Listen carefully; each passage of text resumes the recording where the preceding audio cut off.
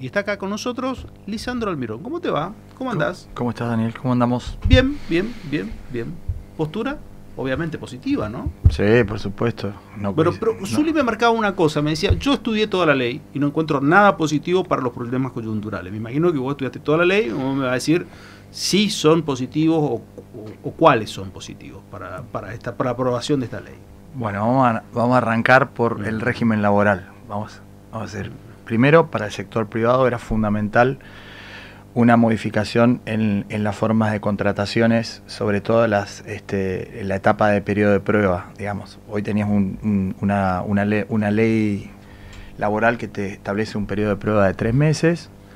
Vas a tener la posibilidad de tener periodo de prueba de 1 año, en caso de tener 5 empleados. Mayores de 6 empleados a 100, 6 meses, y mayores de 100 empleados, empresas o pymes, 6 meses. Ley, ¿ahí estás modificando toda la ley laboral entonces? No, estamos hablando del periodo de prueba. El periodo de prueba eso? Claro, el periodo de prueba que es fundamental para una pyme tener la posibilidad de evitar la judicialización. Después vas a tener un fondo de garantía en el caso de despidos. Periodo de prueba 1 año. Sí.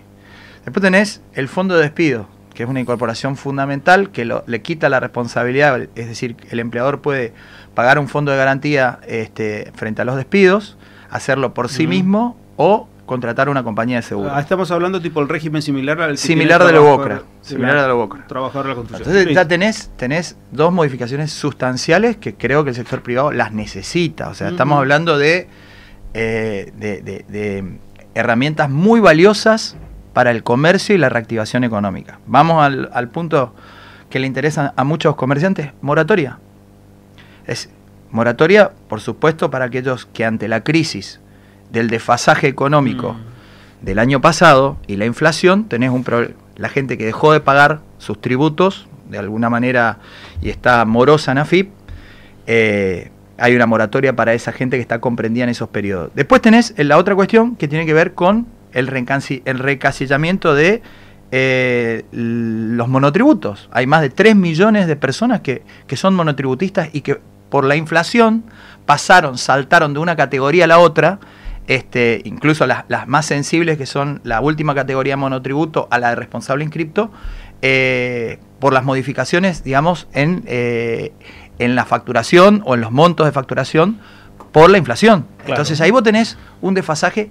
¿Y cómo no vas a reordenar la economía? ¿Cómo vamos a decir que no tiene puntos importantes a tratar la reforma del Estado, que son fundamentales para el sector privado? Vamos a otro punto más.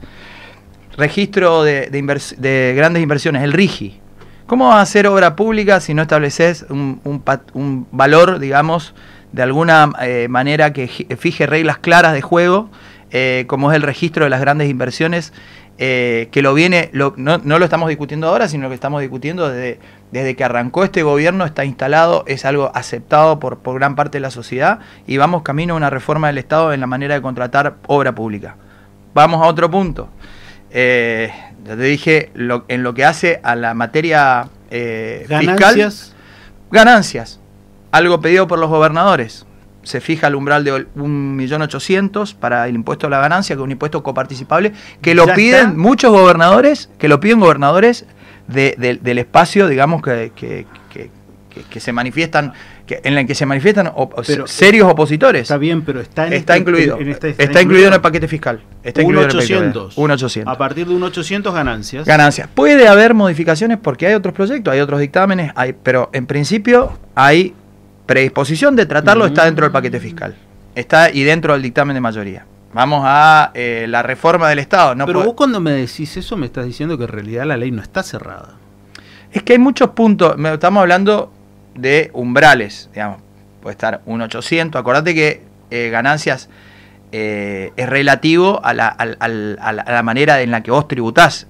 Como individuo 1.800, matrimonios, vos tenés que complementar, digamos, ambos salarios, ahí ya pasás el umbral de 1.800.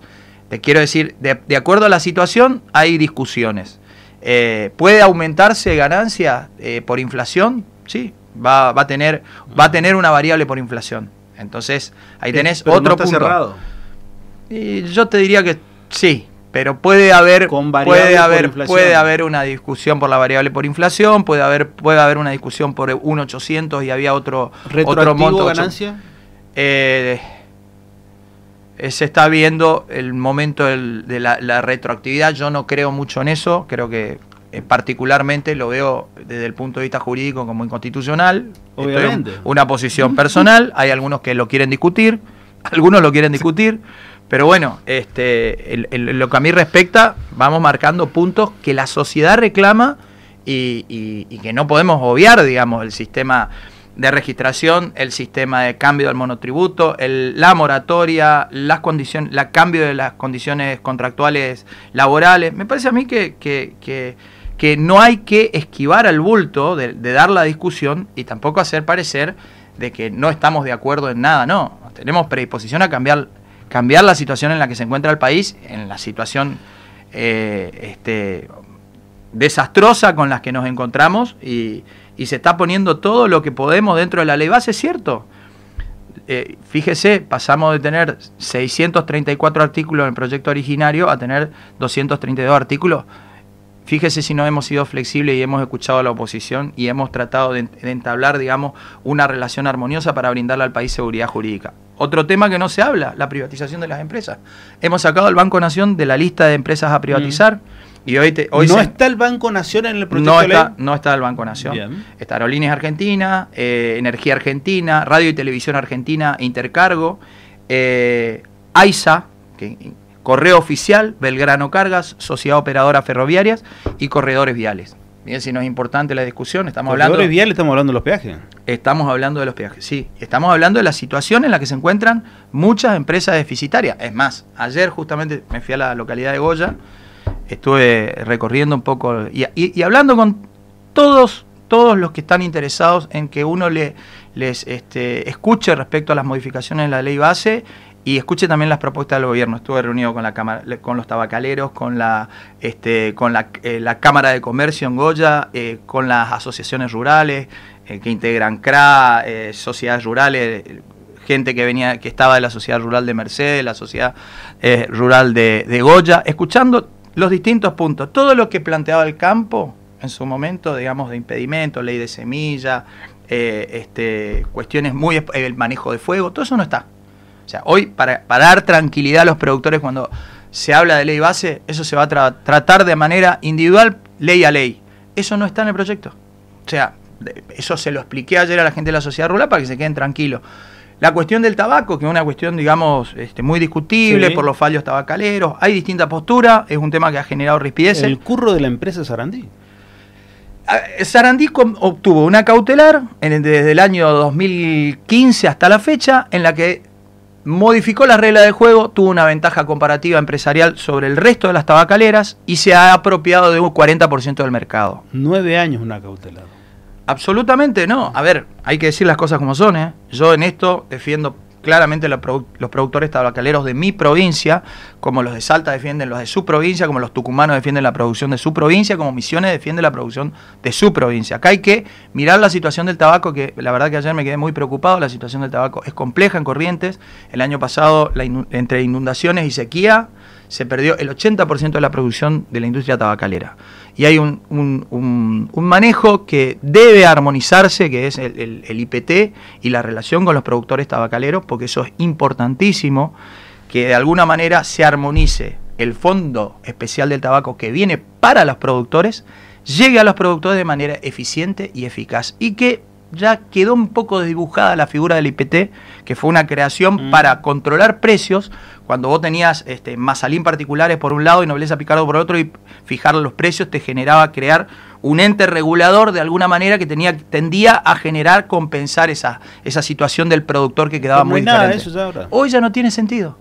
Y tenés una estructura burocrática que lo único que hace es entorpecer la actividad productiva. Entonces hay que reformular la construcción del Estado. Por eso cuando hablamos de rediseñar el Estado eficiente, no solamente se está hablando de discutir por discutir cuestiones que no tienen que ver con lo ideológico, tienen que ver con la eficiencia y eficacia del Estado. Entonces es muy difícil decir, no estamos discutiendo nada, nos vamos a ir al Congreso. No, discutamos cómo mejoramos que al sector empresarial que viene perdiendo año a año, que perdió por la inflación, que perdió por la emisión monetaria, ¿qué solución le damos? Porque ahora es muy fácil, tiramos la piedra, rompemos el vidrio y salimos a correr. Eso no existe en un país en el que cada uno se tiene que hacer cargo. Tienen que dar la discusión, pero tienen que hacer cargo de lo que hicieron. Porque lo que estamos solucionando a través de la ley base son los problemas que dejó el gobierno anterior. Y esto y no solamente apuntamos, porque esto también hay que decirlo, cuando uno habla con las distintas... Ayer me decía la gente de la Cámara de Comercio de Goya, es cierto, ¿cuánta gente hay que tiene la deuda de la tarjeta de crédito para comer? Y ya está intimada, algunos están en NOSIC, sí, otros están en el pagan Veraz. el supermercado en 3 cuotas. En 3 cuotas, pero ya ahora entraron a juicios ejecutivos con sentencia y no la pueden levantar, y ya no salís de NOSIC y no salís del Veraz, porque una vez que entraste, nosotros, vos sos abogado, sabés perfectamente que una vez que tenés sentencia de ejecutivo, ya van a tu casa, te golpean la puerta, te llevan el televisor, la heladera, lo que tienen, lo que tengas. Bueno, y quedás muerto civilmente, porque el día que querés acceder al crédito no tenés la posibilidad. Bueno, ¿qué te dice la gente de la Cámara de Comercio? Hay que buscar una manera saneable de cómo recuperamos esa gente que quedó atrapada en el sistema financiero por las deudas y por la inflación, y ver si a través de los mismos bancos, a través de algún producto de distintos bancos, saneamos la situación para reactivar el comercio. Eso lo genera la misma... Pero esto viene del diálogo, no es hablar... ¿Pero mañana se aprueba, crees vos?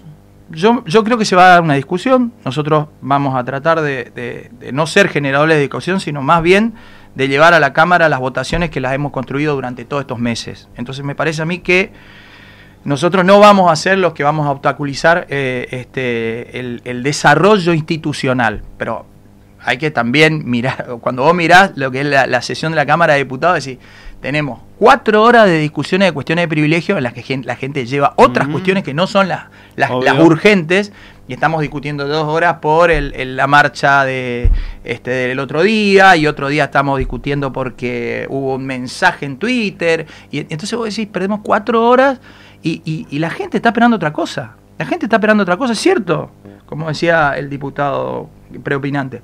Es cierto, la gente está esperando otra cosa, pero no está esperando que todo se verse el verso de la crítica. Veamos cómo solucionamos las cuestiones de la gente, del comerciante, de la gente que tiene que volver a consumir, de cómo hacemos para levantar justamente ese estado de la gente que no puede pagar sus cuentas, de cómo reencasillamos la gente que está pagando o que va a ser intimada por AFIP por recategorizaciones. Todas esas cuestiones del aparato burocrático parecen no interesarle a nadie, pero cuando te llega una carta de documento a tu casa, cuando tenés que ir a pagar tus impuestos, cuando tenés personal a cargo, cuando tenés empleados, cuando tenés juicios laborales, es decir, ¿quién se hace cargo de esto? O cuando te vas a la AFIP y de la noche a la mañana te dicen, tenés que pagar esto, te llegó esta intimación, sos rehén del sistema si no ponemos un punto final al descalabro económico en la que nos dejó el kirchnerismo. Gracias por venir. No, gracias. Éxitos a vos. mañana. Muchas gracias. Lisandro Almirón con nosotros.